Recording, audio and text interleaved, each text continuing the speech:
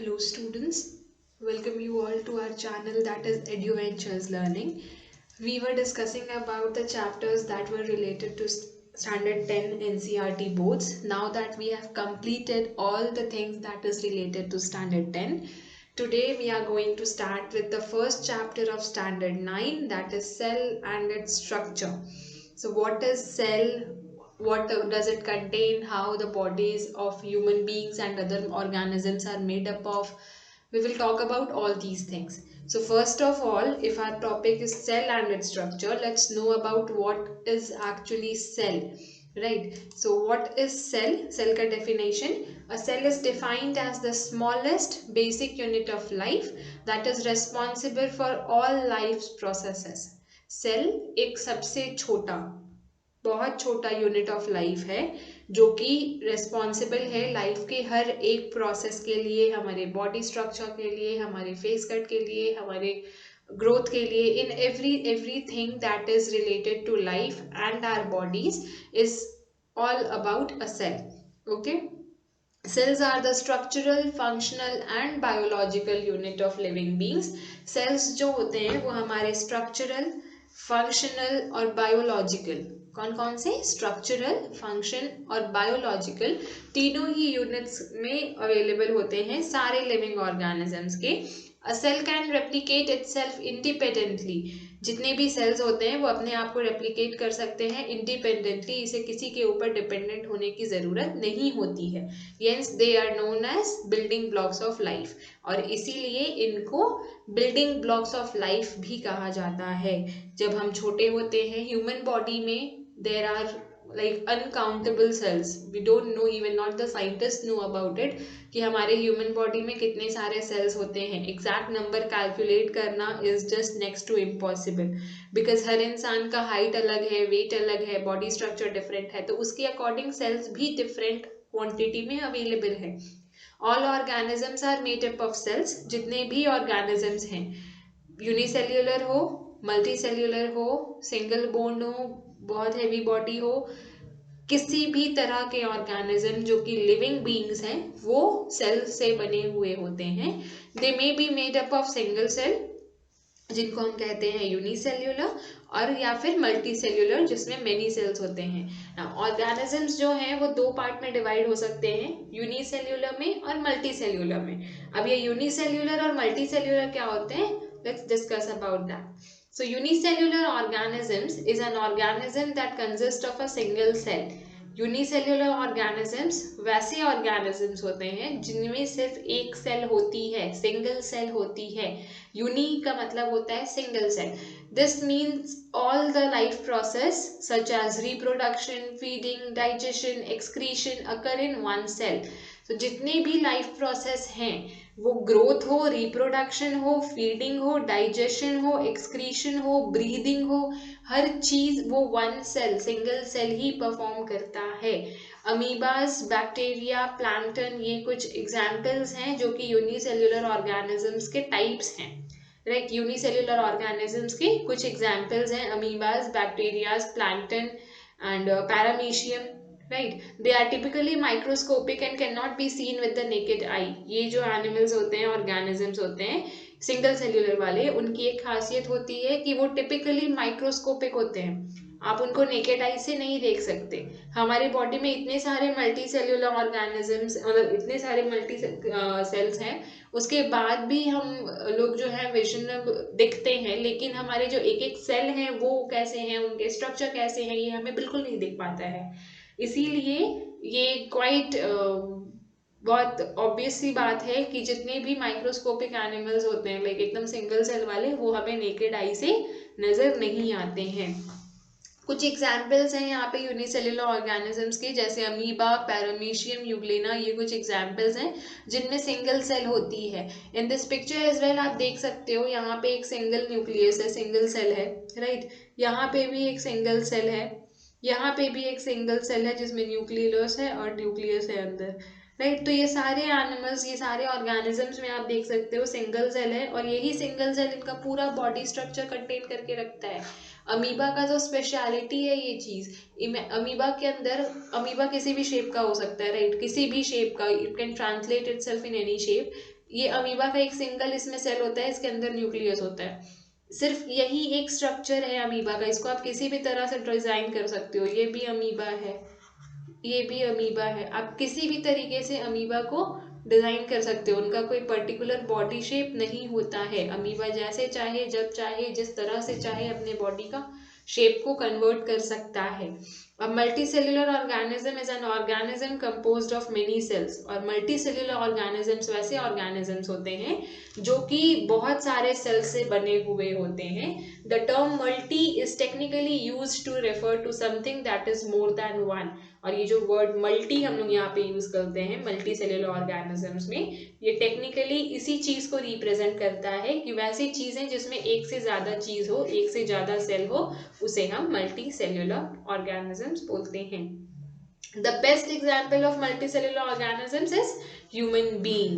ठीक है, ये देखिए human being है यहाँ पे ना। human being जो है वो multicellular कैसे हो रहा है, देखिए इसमें बहुत सारे organ systems हैं। as you know हमारे जो different हमारे systems हैं, circulatory system, respiration system, transportation system और बहुत सारे हैं।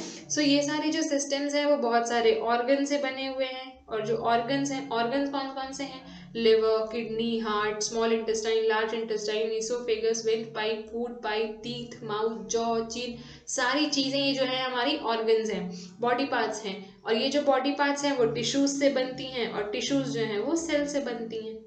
राइट। सो हमारे इतने सारे सेल्स मिले होंगे, बहुत सारे सेल्स मिले होंगे तब टिश्यूज बने, बहुत सारे टिश्यूज मिले होंगे तब हमारे ऑर्गन्स बने, बहुत सारे ऑर्गन्स मिलके हमारा पूरा सिस्टम बनाता है। और इसके ऊपर जब हमारा फ्लैश और ब्लड और वाटर और सारी चीजें मिक्सड अप होती हैं तब एक टोटल ह्यूमन बीइंग का स्ट्रक्चर रेडी होता है। So human beings are the best example of multicellular organisms. कुछ कैरेक्टरिस्टिक्स हैं मल्टीसेलुलर ऑर्गेनिजम्स की, कौन कौन से characteristics, multicellular organisms are made up of more than one cell and are complex organisms। जो मल्टीसेल्युलर ऑर्गेनिजम्स होते हैं बहुत ही कॉम्प्लेक्स होते हैं, कॉम्प्लेक्स मतलब बहुत डिफिकल्ट टू अंडरस्टैंड, बहुत सारी फंक्शंस एक साथ परफॉर्म करने वाले, और इनमें एक से ज़्यादा, एक से कई ज़्यादा मतलब सेल्स होते हैं। They are visible to naked eye, human beings या मल्टीसेलुलर ऑर्गेनिज्म जितने भी होते हैं वो हम लोग को नेकेड आई से नजर आते हैं। आप मुझे देख सकते हो, मैं आपको देख सकती हूँ, बिकॉज हम दोनों मल्टी सेल्युलर ऑर्गेनिजम्स हैं। They possess distinct organs and organ system. जितने भी मल्टी सेल्युलर ऑर्गेनिजम्स होते हैं उन सब के अलग अलग ऑर्गन और ऑर्गन सिस्टम्स होते हैं। जैसे अगर आपको बोला जाए कि आपका सर्कुलेटरी सिस्टम क्या है, तो आपने प्रीवियसली भी पढ़ा होगा सर्कुलेटरी सिस्टम में आपका कौन कौन सा ऑर्गन्स आता है, किडनीज, लंग्स, हार्ट, राइट। तो different different organs different different systems के लिए वर्क करते हैं। Their size increase with the number of cells in an organism. जैसे जैसे हमारा साइज इंक्रीज होता है या फिर जैसे जैसे हमारे बॉडी में सेल्स इंक्रीज होते हैं वैसे वैसे हमारा साइज भी इंक्रीज होता जाता है। नाउ मल्टीसेल्युलर ऑर्गेनिजम्स के कुछ एग्जांपल्स, कौन कौन से एग्जांपल्स हैं मल्टीसेल्युलर ऑर्गेनिजम्स की, humans, dogs, cows, cats, chickens, trees, horse. In short वो हर लिविंग ऑर्गेनिज्म जो आप नेकेड आई से देख सकते हो वो मल्टीसेल्युलर के अंदर काउंट होते हैं। आप देख पा रहे हो क्योंकि उसमें बहुत सारे सेल्स हैं, सिंगल होते तो आपको नेकेड आई से दिखता ही नहीं, उसके लिए फिर आपको माइक्रोस्कोप यूज करना पड़ता, राइट। जितने भी बैक्टीरियाज होते हैं आपको नेकेड आई से कुछ बैक्टीरिया नहीं दिखता है, वो देखने के लिए आपको माइक्रोस्कोप का यूज करना ही पड़ता है। तो जो बैक्टीरियाज होते हैं वो होते हैं यूनिसेल्युलर, और इतने सारे एग्जांपल्स हमने यहाँ पे देखे हैं मल्टीसेल्युलर के ना। ये सेल्स तो हमने पढ़ लिया कि सेल्स जो हैं वो ह्यूमन बीइंग्स या फिर लिविंग ऑर्गेनिजम्स में किस तरह से कंटेन करते हैं और उसके क्या टाइप्स होते हैं, यूनिसेल्युलर और multicellular. Now types of cell और भी हैं, उनके फंक्शन पे डिपेंडेंट हम लोग टाइप्स ऑफ सेल को और भी दो तरीकों में बांटते हैं, उनका काम और उनका रोल देखते हुए। किस तरह से, there are two types of cell on the basis of its organisation, prokaryotic cell and eukaryotic cell. Prokaryotic cell, इसको हम लोग ब्रेक कर करके पढ़ेंगे, it will be easy to remember its name and spelling as well. Prokaryotic cell, eukaryotic cell, ठीक है। We have broke these two words into 4 each, so पढ़ने में भी इजी होगा, स्पेलिंग भी लर्न इजीली हो जाएगा, and the best part is you will never forget about it I guess जब तक एग्जाम है तब तक तो नहीं, right. So prokaryotic cells are single celled organisms known to be the earliest on earth. Prokaryotic cells वाले organisms जो होते हैं ना वो सिंगल सेल्ड होते हैं. जो सिंगल सेल एनिमल्स होते हैं उनमें प्रोकैरियोटिक सेल होता है, याद रखोगे. सिंगल सेल एनिमल्स जो होते हैं उनमें प्रोकैरियोटिक सेल होता है. Prokaryotic cell single celled, okay.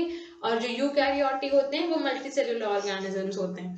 So prokaryotic cells are single celled organisms known to be the earliest on earth. सबसे पहले अर्थ जब था, बहुत साल हो गए होंगे ऑफकोर्स, मतलब I don't know the exact numbers, but बहुत पुराना है हमारा अर्थ, हमारा सोलर सिस्टम ऑफकोर्स. सो ये जो माइक्रो ऑर्गेनिजम्स थे जो सिंगल सेल थे, जिनको हम लोग प्रोकैरियोटिक सेल्स भी बोलते हैं, वो सबसे पहले अर्थ पे आने वाले सेल्स या ऑर्गेनिजम्स माने जाते हैं. Prokaryotic includes bacteria and archaea. जितने भी बैक्टीरियाज एंड आर्के हैं वो सब प्रोकैरियोटिक सेल्स के अंडर आते हैं. The photosynthetic prokaryotes include cyanobacteria that perform photosynthesis. Photosynthetic prokaryotes भी होते हैं जो कि साइनोबैक्टीरिया में मिलते हैं, जो कि फोटोसिंथेसिस का प्रोसेस करते हैं. ये नॉन लिविंग ऑर्गेनिज्म है. प्रोकैरियोटिक सेल्स जो होते हैं वो sorry micro organisms, living organism में ही सेल होती है ऑफकोर्स, एक हो या मल्टी हो.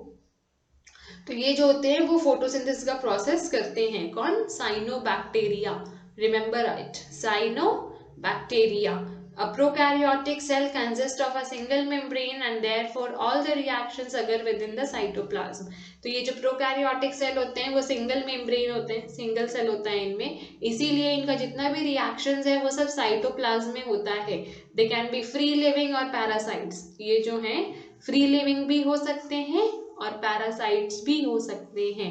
यहाँ पे देखिए प्रोकैरियोटिक सेल का एक डायग्राम है. आप यहाँ पे अगर देखो तो यहाँ पे आपको सिर्फ एक साइटोप्लाज्म का ये वाला एरिया दिख रहा है, ठीक है.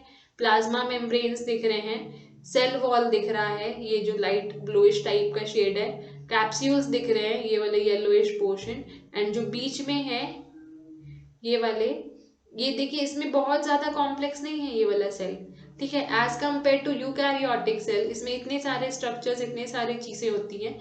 यूकैरियोटिक में there are very less things, right. एक सेल ही है जो कि सारा का सारा लाइफ प्रोसेस फंक्शंस परफॉर्म करता है.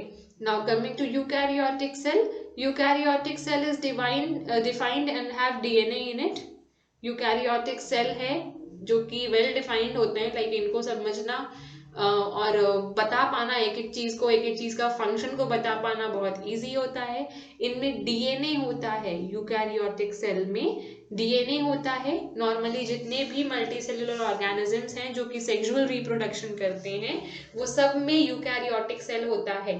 लाइक असेक्सुअल रिप्रोडक्शन वाले जो एनिमल्स हैं उनमें भी होता है यूकैरियोटिक सेल ऑफ कोर्स, लेकिन इट इज कंपल्सरी कि जो ऑर्गेनिजम्स सेक्सुअल रिप्रोडक्शन करते हैं उनमें यूकैरियोटिक सेल ही होगा. जैसे कि protozoa, fungi, plants and animals all have eukaryotic cells. जितने भी हैं protozoa, fungi, plants, animals, human beings, सारे के सारे यूकैरियोटिक सेल्स के अंडर ही आते हैं. They can maintain different environments in a single cell that allows them to carry out various metabolic functions. इनके अंदर ऐसी कैपेबिलिटीज होती है कि वो लोग अपने एनवायरनमेंट के अकॉर्डिंग चेंज हो सकते हैं. They can maintain different environments in a single cell that allows them to carry out various metabolic actions. जिसकी वजह से क्या होता है, ये किसी भी कंडीशन में, किसी भी एनवायरनमेंट में अपना मेटाबॉलिक रिएक्शंस कैरी आउट कर सकते हैं, वर्क ऑन कर सकते हैं. This helps them grow many times larger than the prokaryotic cells. और यही रीजन है कि इनको ज्यादा मौका मिलता है, ज्यादा चांसेस मिलता है as compare to prokaryotic cells कि ये ग्रो कर सके, एक्सपैंड कर सके, right. So this is a diagram showing the eukaryotic cell and its structure. देखिए कितनी सारी चीजें हैं इसमें. Plasma membrane, lysosome, Golgi body, peroxisome, mitochondria, cytoskeleton, ribosomes, cytosol, nucleus, nucleolus, endoplasmic reticulum, right. ये इतने सारे होते हैं. एंडोप्लाज्मिक रेटिकुलम जो है वो दो तरह के होते हैं, एक होते हैं स्मूथ, दूसरे होते हैं ये रफ वाले। न्यूक्लियोलस आप जानते हो न्यूक्लियस के अंदर होता है, ये न्यूक्लियस है। साइटोप्लाज्म ये जो लाइट ब्लू स्ट्रक्चर है, ये जो आपको रेड रेड डॉट्स दिख रहे हैं वो है राइबोसोम्स। ये जो थ्रेड लाइक स्ट्रक्चर दिख रहा है वो है cytoskeleton. This one is mitochondria, this one is peroxisome, this one is Golgi body, this blue one, and this small one is lysosome, and the cover जिसके अंदर हमारा cells enclosed रहते हैं, secured रहते हैं, उसे हम कहते हैं प्लाज्मा मेम्ब्रेन। आई होप ये पिक्चर जो है वो आपको क्लियरली सारी थिंग्स जो रिलेटेड है एक सेल से, मल्टी सेलुलर ऑर्गेनिजम्स में जो सेल्स होते हैं ऑफ कोर्स यूकैरियोटिक सेल, ये उसका पूरा डायग्राम है और उसके सारे कंपोनेंट्स हैं। इफ यू वांट कि आपको ये सारी चीजें याद रहे, you can do two things actually to remember all these things. पहला, keep on reading the book please, this chapter is very very essential. ये आपको अगर अभी समझ में आ जाता है और आप याद रखते हो तो it is very good for you, because इससे रिलेटेड स्टैंडर्ड 10 में भी बहुत सारी चीज़ें हैं जो आपको कैरी ऑन करनी है, कंटिन्यू करनी है। तो ये सारी चीज़ें अगर अभी याद रह जाती हैं तो it's very good for you. For that, अगर आप ये वीडियो अपने फ़ोन पे देख रहे हो you can take the screenshot, और अगर नहीं देख रहे हो देन रिमेंबर द टाइमिंग कि ये वीडियो कब एग्जिस्ट कर रहा है। तो आप इसे फिर से रिकैप करके अगर एक बार देख लेते हो तो आपको ये सारी चीज़ें याद हो जाएंगी और ये स्ट्रक्चर बनाने में इजी हो जाएगी। जनरली एग्जाम में सेल का स्ट्रक्चर बनाने का क्वेश्चन अवश्य आता है, ज़रूर आता है। सो अगर आपको ये लर्न रखना है, रिमेम्बर करना है सारे पार्ट्स के जितने भी शेप हैं एंड ऑल, तो आप इसका एक स्क्रीनशॉट या फिर remember the timing. Cell structure.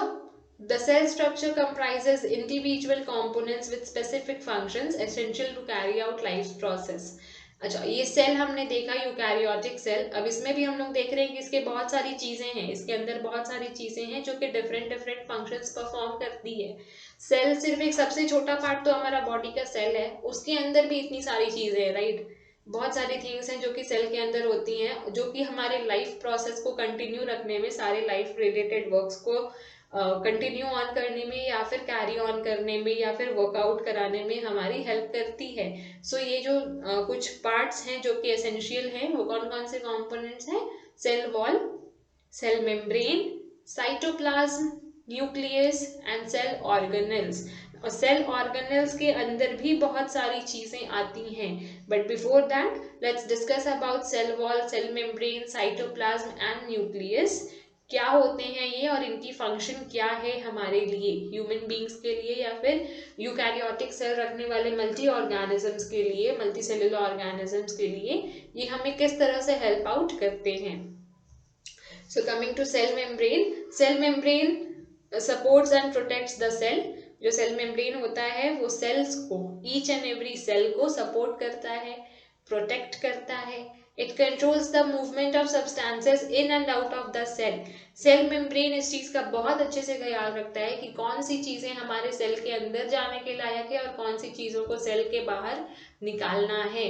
तो कोई भी मूवमेंट, कोई भी चीज की मूवमेंट जो कि हमारे सेल के अंदर हो रही है वो हमेशा सेल मेम्ब्रेन से होकर गुजरती है, और अगर उन चीज़ों को बाहर नहीं जाना है तो हमारा सेल मेम्ब्रेन ओपन नहीं होता और उन चीज़ों को बाहर आना अलाउ नहीं करता। फॉर एग्जाम्पल, जैसे अगर आप बहुत ज़्यादा रन करते हो तो आपके बॉडी में आपको स्वेट फील होती है, राइट आपके हैंड्स में, आपके पूरे बॉडी में आपको स्वेट फील होती है। वो स्वेट क्यों फील होती है? क्योंकि आपका जो सेल मेम्ब्रेन है वो आपके बॉडी से स्वेट को बाहर निकलने का परमिशन देता है, ओपन हो जाता है, सेल मेम्ब्रेन ओपन हो जाता है ताकि एक्सेसिव जो चीज़ें हैं जो हमारे बॉडी को नीडेड नहीं है वो स्वेटिंग के थ्रू वहां से बाहर आ जाए। It separates the cell from the external environment. Cell membrane हमारे एक्सटर्नल एनवायरनमेंट से हमारे सेल्स को प्रोटेक्ट करता है और सेपरेट करता है। The cell membrane is present in all cells. जितने भी तरह के सेल्स हैं सब में सेल मेम्ब्रेन जरूर होता है। The cell membrane is the outer covering of all cell within which other organelles such as cytoplasm and nucleus are enclosed. Cell membrane सबसे बाहर वाला कवर होता है, आउटर कवरिंग होता है किसी भी सेल का, और उसके अंदर बहुत सारे ऑर्गेनल्स होते हैं और ऑर्गेनल्स के अंदर भी बहुत सारी चीजें होती हैं जो कि एनक्लोज्ड रहती हैं। सो सेल मेम्ब्रेन इन सारी चीजों को अपने अंदर समेट कर रखा रहता है। It is also referred to as the plasma membrane. Cell membrane को हम लोग प्लाज्मा मेम्ब्रेन के नाम से भी जानते हैं। अगर आपके क्वेश्चन में कुछ ऐसा चीज आए कि सेल मेम्ब्रेन या प्लाज्मा मेम्ब्रेन, तो आप कंफ्यूज नहीं करोगे। आपको पता होना चाहिए कि जो सेल मेम्ब्रेन है उसी का दूसरा नाम प्लाज्मा मेम्ब्रेन भी है। By structure it is a porous membrane. Cell membrane जो है स्ट्रक्चर, अपने स्ट्रक्चर के अकॉर्डिंग, अपने बनावट के अकॉर्डिंग पोरस होता है, बहुत सारे पोर्स होते हैं इसमें, which permit the movement of selective substances in and out of the cell, जो कि कुछ सेलेक्टिव चीजों को हमारे सेल्स से अंदर या बाहर जाने का परमिशन प्रोवाइड करता है। Besides this the cell membrane also protects the cellular component from damage and leakage.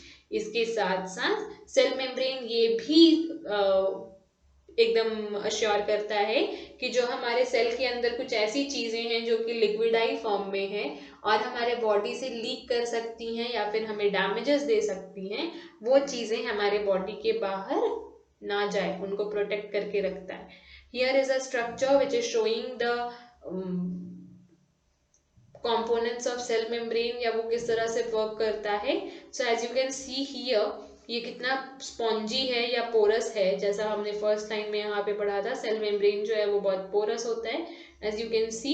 और यहीं से हमारे बॉडी के अंदर से कुछ भी चीजें, जैसे अभी मैंने स्वेट का एग्जाम्पल लिया था, तो स्वेट के साथ और भी चीजें हमारे बॉडी के बाहर आती हैं। CO2 बाहर आता है, नाइट्रोजिनस गैसेस बाहर आते हैं, सॉल्ट सब्सटेंसेस बाहर आते हैं स्वेट में मिक्स होके। अब बिकॉज स्वेट जो है वो वाटर से है और वाटर जो है वो बहुत अच्छा सॉल्यूबल एजेंट है। तो जितनी भी चीजें होती हैं जो वाटर में मिक्सअप हो जाती हैं, जिनका हमारी बॉडी को यूज नहीं होता है, वो सारी चीजें हमारे बॉडी के बाहर आती है और सेल मेम्ब्रेन उनको परमिट करता है बाहर जाने के लिए। The second component of cell is cell wall. The cell wall is the most prominent part of the plant cell structure. Cell wall जो है वो maximum plants के cell में होता है, human beings वाले cell में नहीं होता है। It is made up of cellulose, hemicellulose and pectin. Cell wall cellulose, hemicellulose and pectin से बना हुआ होता है। The cell wall is present exclusively in plant cells. जो सेल वॉल्स होते हैं वो एक्सक्लूसिवली प्लांट सेल्स में ही मिलते हैं, ह्यूमन सेल्स में नहीं होते हैं। It protects the plasma membrane and the other cellular components. और ये जो सेल वॉल है वो प्लाज्मा मेम्ब्रेन को भी कवर करके रखता है, बचा के रखता है, और साथ ही साथ उसके अंदर रहने वाले जितने भी सेल्यूलर कॉम्पोनेंट्स हैं उन सबको भी। The cell wall is also the outer most layer of the plant cell. जैसा हम लोग यहाँ पे पढ़ रहे थे कि सेल मेम्ब्रेन जो है वो आउटर मोस्ट लेयर होता है, लेकिन ये ह्यूमन बींग्स या फिर एनिमल्स में होता है। ट्रीज में सेल वॉल होते हैं outer most layer. It is a rigid and stiff structure surrounding the cell membrane. Cell wall जो है बहुत ही रिजिड और स्टिफ होता है, बहुत कड़ा होता है, बहुत रिजिड होता है, जो कि सेल मेम्ब्रेन के चारों तरफ उसे कवर करके रखता है। It provide shape and support to the cells and protects them from mechanical shocks and injuries. ये जो सेल वॉल होता है ये हमारे सेल्स को प्रोटेक्ट करता है ताकि उसमें कोई भी मैकेनिकल शॉक या फिर कोई भी इंजरीज ना आए। इस डायग्राम में आप देख सकते हो सेल वॉल जो है वो सबसे आउटर लेयर है, राइट। और इसके बाद यहाँ पे देखो न्यूक्लियस है, गोल्गी बॉडी है, वैक्यूल है, माइटोकॉन्ड्रिया है, क्लोरोप्लास्ट है। बट इस डायग्राम में हमें मेनली क्या देखना है, सेल वॉल, जो कि आउटर मोस्ट लेयर होता है। The next is cytoplasm.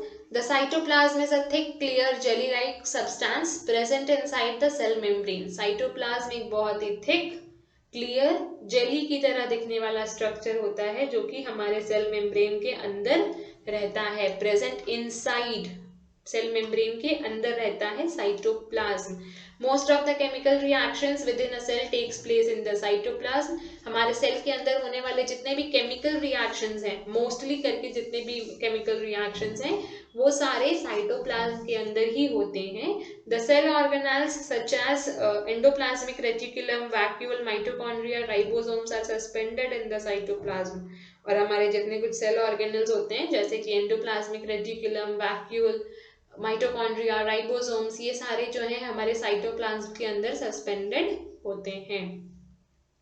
The next is nucleus, जो कि मेन सबसे बहुत ज़रूरी चीज़ है हमारे सेल के अंदर, न्यूक्लियस का प्रेजेंट होना। तो ये न्यूक्लियस हमारे लिए क्या करता है? The nucleus contains the hereditary material of the cell, the DNA. Nucleus के अंदर हमारा डीएनए होता है। जब भी कोई बच्चा न्यूबॉर्न आता है तो हम लोग कहते हैं कि ये अपने फादर का डीएनए लेकर आया होगा, या कोई नॉर्मल टेस्ट वगैरह करवाते हैं जिससे ये पता चल सके कि वो किसके ऊपर गया है या कौन है उसके फादर या मदर, तो हम लोग उसका डीएनए टेस्ट करवाते हैं। You guys must have heard about the term DNA. तो ये डीएनए जो है वो हमारे न्यूक्लियस के अंदर ही होता है और ये एक हेरिडिटरी मटेरियल है।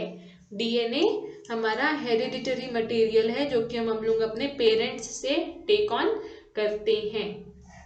It sends signals to the cells to grow. ये जितना भी न्यूक्लियस होता है वो हमारे सेल को सिग्नल्स भेजता है ताकि वो ग्रो करें, मैच्योर हो जाएं और डिवाइड करें। ठीक है, जितने भी इनके लाइफ प्रोसेसेस हैं, सेल्स के जो हमारे लाइफ प्रोसेस होते हैं, जैसे कि ग्रो करना, पैदा करना, बड़ा होना और फिर डिवाइड होना, रिप्रोडक्शन, वो जो है वो हमारे बॉडी में हमारे सेल्स में न्यूक्लियस उनको सिग्नल्स भेजता है। The nucleus is surrounded by the nuclear envelope that separates the DNA from the rest of the cell. हमारे न्यूक्लियस के अंदर एक न्यूक्लियर एनवेलप होता है जो कि हमारे डीएनए को हमारे बाकी के जो सेल कंपोनेंट्स हैं उससे अलग करके रखता है। The nucleus protects the DNA and is an integral component. हमारा जो न्यूक्लियस है वो हमारे डीएनए को प्रोटेक्ट करके रखता है, संभाल के रखता है, और ये एक इंटीग्रल कंपोनेंट है। Okay, coming next to cell organelles. Cell organelles क्या होते हैं? Cells are composed of various cell organelles. हमारा जो सेल है वो बहुत सारे डिफरेंट सेल ऑर्गेनल से बना हुआ है जिनका फंक्शन स्पेसिफिक है। हर एक जो कंपोनेंट है वो अपना अलग फंक्शन करता है हमारे लाइफ को कैरी ऑन करने में, कंटिन्यू आउट करने में। The different cell organelles are कुछ, there are some cell organelles different types of, जैसे कि न्यूक्लियस, एंडोप्लाज्मिक रेटिकुलम, स्मूथ वाले और रफ वाले भी होंगे, रफ एंडोप्लाज्मिक ये वाला, ठीक है। Lysosomes, cytoplasm, cell membrane, mitochondria, ribosome, Golgi bodies, vacuole, ये जो हैं कुछ सेल ऑर्गेनल्स हैं जो कि हमारे सेल के अंदर ही रहते हैं। नंबर 1 कुछ जो सेल ऑर्गेनल्स हैं वो और उनके फंक्शंस कुछ इस तरह से हैं। Chromosomes play a crucial role in determining the sex of an individual. Each human cell contains 23 pair of chromosomes. ये हम लोग आगे जाके भी इसके बारे में बहुत अच्छा डिटेल में स्टडी करेंगे। हमारे बॉडी में क्रोमोसोम्स जो होते हैं, सेल के अंदर होते हैं हमारे क्रोमोसोम्स, और क्रोमोसोम्स के अंदर होते हैं हमारे डीएनए, राइट। सो हमारे क्रोमोसोम्स जो हैं वो हर एक ह्यूमन बीइंग में 23 पेयर्स में हैं। 23 पेयर्स मतलब कि 46, ठीक है, 23 पेयर्स में है। इसमें से जो 22 क्रोमोसोम्स होते हैं हम लोग उनको ऑटो क्रोमोसोम्स बोलते हैं, इसलिए क्योंकि जो 22 पेयर्स ऑफ क्रोमोसोम्स होते हैं, मतलब 44 क्रोमोसोम्स जो होते हैं वो हमारी बॉडी में हमारा हाइट, हमारा कलर, हमारा कॉम्प्लेक्शन, हमारे वॉइस, हमारे बॉडी बिल्डअप, हमारा एयर कैसा दिख रहा है, हम लोगों का जो नेचर है वो कैसा है, वगैरह वगैरह चीज़ों पे डिपेंड करता है, डिसाइड करता है ये 22 पेयर्स, 44 क्रोमोसोम्स। लेकिन बाकी के जो 2 बचते हैं, 46 थे ना टोटल, तो एक पेयर जो बचता है वो क्रोमोसोम ये डिसाइड करता है कि हम लोग बॉय होंगे या गर्ल होंगे। हमारा सेक्स डिटरमाइनिंग क्रोमोसोम वो एक पेयर होता है। I hope chromosomes is clear. The next is endoplasmic reticulum. Endoplasmic reticulum क्या होते हैं? Is involve in the transportation of substances throughout the cell. हमारे पूरे सेल में जितना भी, ऑफकोर्स हमारा सेल जो है उसे भी एनर्जी चाहिए होती है परफॉर्म करने के लिए, काम करने के लिए। तो हमारा एंडोप्लाज्मिक रेटिकुलम जो है, कोई भी चीज जो हम लोग खाते हैं पीते हैं हमारे बॉडी को बिल्डअप करने के लिए, वो सारी चीजें हमारे सेल तक पहुंचाता है ताकि हमारे सेल्स भी अच्छा से अपना रोल प्ले कर पाए। It plays a primary role in the metabolism of carbohydrate, synthesize of lipids, steroids and proteins. और ये जो एंडोप्लाज्मिक रेटिकुलम है, इसका प्राइमरी रोल यही होता है कि ये कार्बोहाइड्रेट्स, सिंथेसिस ऑफ लिपिड्स और स्टेरॉइड्स और प्रोटीन्स के मेटाबॉलिज्म में वर्क करता है। The next is Golgi bodies. Golgi bodies are called the cell's post office as it is involved in the transportation of material within the cell. Golgi bodies को हम लोग post office of the cell भी बोलते हैं। ये आपके 1 mark question में आ सकता है। Maybe there can be a question कि बॉडी के पोस्ट ऑफिस या फिर सेल के पोस्ट ऑफिस कौन से बॉडी पार्ट को बोला जाता है या कौन से सेल पार्ट को बोला जाता है। तो आप उसमें लिख सकते हो कि हमारे गोल्गी बॉडीज को पोस्ट ऑफिस कहा जाता है। इसलिए कहा जाता है क्योंकि गोल्गी बॉडीज का काम होता है जितने भी मटेरियल्स हैं उन सब जो कि सेल के अंदर हैं ऑफकोर्स, उनके पास ट्रांसपोर्टेशन करने का, जिस भी चीज की उनको जरूरत है, जिस भी कंपोनेंट की, कंपाउंड की या फिर किसी भी मटेरियल की जिसे जरूरत है, उसे वहां पे पहुंचाया जाता है। तो गोल्गी बॉडीज सामान ट्रांसपोर्ट करते हैं, चीजें ट्रांसपोर्ट करते हैं, इसलिए इनको पोस्ट ऑफिस का नाम दिया गया है। The next is ribosomes. Ribosomes are the protein synthesizers of the cell. Cells में राइबोसोम्स जो होते हैं वो उनको प्रोटीन सिंथेसाइज करवाते हैं। हम लोग जो भी प्रोटीन खाते हैं वो सेल तक पहुंचाने का काम राइबोसोम्स का होता है। The next is mitochondria. The mitochondria is known as the powerhouse of the cell. It is called so because it produces ATP, the cell's energy currency. Mitochondria को powerhouse of the cell भी कहा जाता है, और इसलिए कहा जाता है क्योंकि ये जो हमारे माइटोकॉन्ड्रियाज होते हैं वो हमारे सेल के अंदर एटीपी प्रोड्यूस करते हैं, जिसको हम लोग सेल एनर्जी करेंसी बोलते हैं। जो भी चीजें हम लोग अपने सेल में ले जाकर देते हैं, खाते हैं, हम लोग पीते हैं, जो कि गोल्गी बॉडीज और राइबोसोम्स पहुंचा देते हैं हमारे सेल्स तक, तो उस एनर्जी को यूजेबल फॉर्म में कन्वर्ट करने का काम माइटोकॉन्ड्रिया करता है। The next is lysosomes. Lysosomes protect the cell by engulfing the foreign bodies entering the cell and helps in cell renewal. Lysosomes जो है वो हमारे बॉडी में जो फॉरेन मटेरियल्स आ रहे होते हैं, लाइक ऐसी कुछ चीजें जैसे वायरसेस एंड बैक्टीरिया जो बाहर से आ रही होती हैं, कुछ ऐसे स्टिमुलस जो हमें शायद बीमार कर सकते हैं, उन सब से हमारा जो व्हाइट ब्लड सेल्स हैं वो लड़ रहा होता है, डिफेंड कर रहा होता है हमें। तो क्या होता है, उस लड़ाई के दौरान ऐसी चीजें हो सकती है ना कि हमारे सेल्स को भी डैमेजेस हुए हो, हमारे सेल्स भी डेड हुए हो। अब वॉर हो रहा है तो ऑफकोर्स दोनों तरफ से नुकसान होगा। तो वायरसेस और बैक्टीरिया तो हो सकता है मर गए हो, पर हमारे सेल्स के भी कुछ पार्ट्स होते हैं जो कि डैमेज हो गए होते हैं, डिस्ट्रॉय हो गए होते हैं, तो उनको फिर से रिन्यू करवाने का काम लाइसोसोम्स का होता है। It is known as the cell's suicide bags. जितने भी सड़े गले चीज होते हैं उन सबको हटाकर न्यू थिंग्स को रिन्यू कराने का काम लाइसोसोम्स करते हैं, इसलिए इनको हम सेल्स सुसाइड बैग भी बोलते हैं। The next is chloroplast. Chloroplast are the primary organelles for photosynthesis. Chloroplast जो है वो ऑफकोर्स प्लांट सेल्स में होते हैं। तो क्लोरोप्लास्ट जो है वो प्राइमरी ऑर्गेनल है, सबसे इंपॉर्टेंट ऑर्गेनल है फोटोसिंथेसिस के प्रोसेस के लिए। It contains pigment called chlorophyll. Chloroplast के अंदर ही हमारा क्लोरोफिल होता है। प्लांट्स में अगर आप देखो तो ये होते हैं हमारे लीफ, अगर तो लीफ में जो धारी धारी होते हैं ना, लाइन लाइन होते हैं, इनको अगर आप माइक्रोस्कोप के अंदर कट करके देखो तो आपको क्लोरोप्लास्ट दिखेगा। क्लोरोप्लास्ट का स्ट्रक्चर कुछ इस तरह का होता है, और यहाँ पे आपको दिखेंगे ये क्लोरोफिल, द ग्रीन पिगमेंट, ठीक है, कुछ इस तरह का दिखता है हमारा chloroplast. Now coming to vacuoles. Vacuoles store food, water and other waste materials in the cell. Vacuoles जो है हमारे सेल्स के अंदर फूड, वाटर या फिर जो अदर वेस्ट मटेरियल्स हैं उनको स्टोर करके रखता है, ताकि जब ओपनिंग मिले जो हमारा सेल मेम्ब्रेन है वो ओपन हो तो वैक्यूल्स उनको पुश आउट करते हैं। Now cell theory. Cell theory क्या है? ऑफकोर्स हम लोग इतना सारा कुछ बात कर रहे हैं सेल के बारे में, तो इसके बारे में हमने बताया किसने, कौन थे वो महान पुरुष या महिला जिन्होंने हमें सेल के बारे में इतनी सारी डिटेल्स दी, जिन्होंने इतना सारा एक्सपेरिमेंट्स किया। So cell theory was proposed by German scientist, एक जर्मन साइंटिस्ट थे जिन्होंने हमें सेल थ्योरी दी, थियोडोर श्वान, मिथियास स्लिडेन एंड रुडोल्फ विर्चॉ।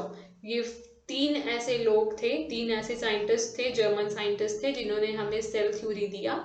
और इनके अकॉर्डिंग जो सेल थ्योरी था उसका स्टेट्स क्या क्या था, all living species on earth are composed of cells. जितने भी लिविंग स्पीसीज हैं अर्थ में वो सारे सेल्स से बने हुए हैं। A cell is the basic unit of life, cell जो है हमारे लाइफ का बेसिक यूनिट है। All cells arise from pre existing cells, और जितने भी सेल्स हैं वो जो पहले से सेल्स हैं उन्हीं में से अराइज करते हैं, नया खुद से पैदा नहीं हो जाता है, जो सेल्स ऑलरेडी हैं उसी से न्यू सेल्स भी अराइज होते हैं। सो ये तीन तो थे जो उन्होंने उस समय दिया होगा जब ये लोग यहाँ पे अपना एक्सपेरिमेंट्स कर रहे थे। लेकिन अभी जो मॉडर्न विजन आया है सेल को लेकर वो क्या क्या है, energy flows within the cells, हमारा जो एनर्जी फ्लो है वो सेल्स के अंदर ही होता है। Genetic information is passed on from one cell to another, जितनी भी जेनेटिक इन्फॉर्मेशन है, हम लोग अभी ऊपर में डीएनए के बारे में बात कर रहे थे ना, तो it is related to genetic. तो हमारे बॉडी में जितने भी जेनेटिक ट्रांसफॉर्मेशंस होते हैं, इन्फॉर्मेशंस होते हैं, वो एक सेल से दूसरे सेल में पहुंचाने का काम भी सेल का खुद का ही होता है। The chemical composition of all the cell is same, और जितने भी हमारे बॉडी में सेल होते हैं सारे सेल्स का केमिकल कंपोजिशन सेम ही होता है। सो ये तीन हैं जो कि पहले हमारे साइंटिस्ट ने दिए थे एकदम इनिशियली, राइट। और उसके बाद ये कुछ तीन हैं जिनको मॉडर्न विजन में लिया गया है, अभी के जो साइंटिस्ट हैं उन्होंने इसे डिस्कवर किया है। सो ये था हमारा सेल थ्योरी, ये थे हमारे सेल ऑर्गेनल्स के अंदर पाए जाने वाले कुछ ऐसी चीजें जिनके फंक्शंस हमने अभी पढ़े, जिनके नाम हमने अभी जाने, और ये थे कुछ हमारे स्ट्रक्चर ऑफ सेल्स के अंदर आने वाले कंपोनेंट्स। तो सेल हमारा बहुत छोटा सा चीज है, स्मॉलेस्ट पार्ट है हमारे बॉडी का, लेकिन उसके अंदर भी इतनी सारी चीजें हैं जिसको जानना हमारे लिए इम्पोर्टेंट था। In the next class we will be studying about differentiation between some things, जैसे कि यूनिसेल्युलर ऑर्गेनिजम्स और मल्टीसेल्युलर ऑर्गेनिजम्स क्या होते हैं वो तो हमने इसमें पढ़ ही लिया है। प्रोकैरियोटिक और यूकैरियोटिक जो है इसको हमने यहाँ पे बहुत डिटेल में नहीं डिस्कस किया है, बट इनमें कौन कौन से पार्ट्स हैं और इसमें कौन कौन से पार्ट्स हैं, इन सब में क्या डिफरेंसेस है दोनों के फंक्शंस में। जैसा आप देख सकते हो कि यहाँ पे आपका सेल वॉल है, राइट, प्लाज्मा मेम्ब्रेन है, यहाँ पे भी प्लाज्मा मेम्ब्रेन है, लेकिन दोनों के प्लाज्मा मेम्ब्रेन में डिफरेंस क्या है, इस तरह की चीजें हम लोग डिफरेंशिएशन में डिस्कस करेंगे। अच्छा, यहाँ पे हमने एक और चीज पढ़ी थी कि यूकैरियोटिक सेल्स जो है वो सारे मल्टी सेल्युलर ऑर्गेनिजम्स में होते हैं, लेकिन फिर भी हमारे जो प्लांट सेल्स हैं और एनिमल सेल्स वो हैं वो डिफरेंट होते हैं। क्यों? क्योंकि जो सेल वॉल है वो सिर्फ प्लांट सेल में होता है, एनिमल सेल में नहीं होता है। तो और इसके सिवा और कौन कौन से डिफरेंसेस हैं प्लांट सेल और एनिमल सेल में, इसके बारे में भी हम लोग डिस्कशन करेंगे, right. So thank you for watching this video, I hope you guys are liking it. Do share it and subscribe to our channel. Thank you for watching.